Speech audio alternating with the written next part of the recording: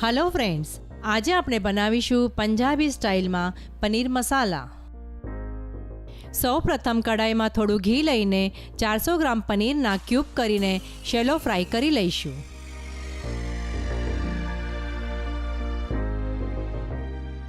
શેલો fry થયેલા પનીરના cubes બાઉલમાં કાઢી લઈશું। હવે કડાઈમાં ઘી ગરમ થયા બાદ 1 ટીસ્પૂન જીરું, 2 થી 3 લવિંગ, 4 થી 5 કાળા મરી, 2 થી 3 તજના ટુકડા અને 2 થી 3 તમાલપત્ર નાખીને થોડા સાતળી લઈશું।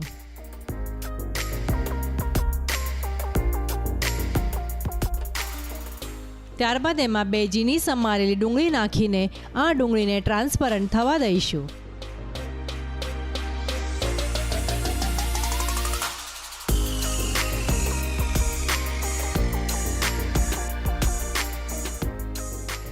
હવે એમાં 2 થી 3 ટીસ્પૂન આદુ લસણની પેસ્ટ નાખીને આ પેસ્ટને પણ સોતે કરી લઈશું।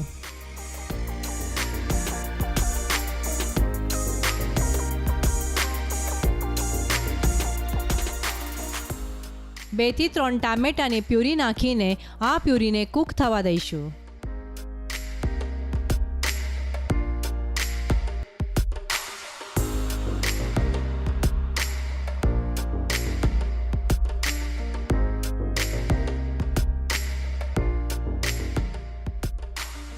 હવે એમાં હાફ ટીસ્પૂન હળદર, 1 થી 1.5 ટીસ્પૂન ધાણા જીરું, 2 ટીસ્પૂન લાલ મરચું નાખીને મિક્સ કરી લઈશું।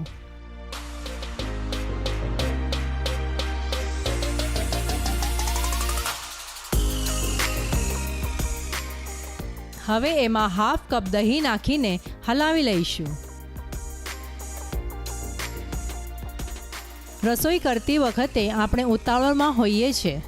આપણી મનગમતી રેસિપીઝ ફટાફટ જોવા માટે પ્લે સ્ટોર ઉપરથી ગુજરાતી રસોઈ એપ ડાઉનલોડ કરીને જોઈ શકો છો।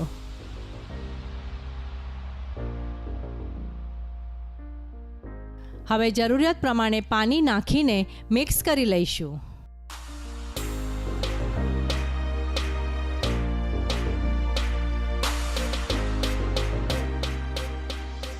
બનાવેલી આ ગ્રેવીમાં ફ્રાય કરેલા પનીરના ક્યુબ્સ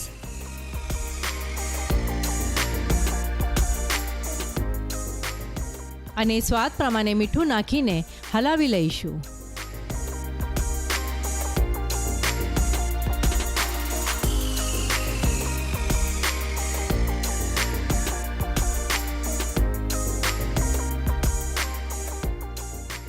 હવે કડાઈને ઢાંકણ લગાવીને 5 થી 7 મિનિટ કૂક થવા દઈશું।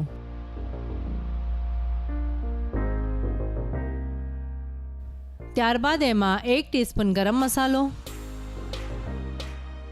અને 1 ટીસ્પૂન કસૂરી મેથી નાખીને હલાવી લઈશું।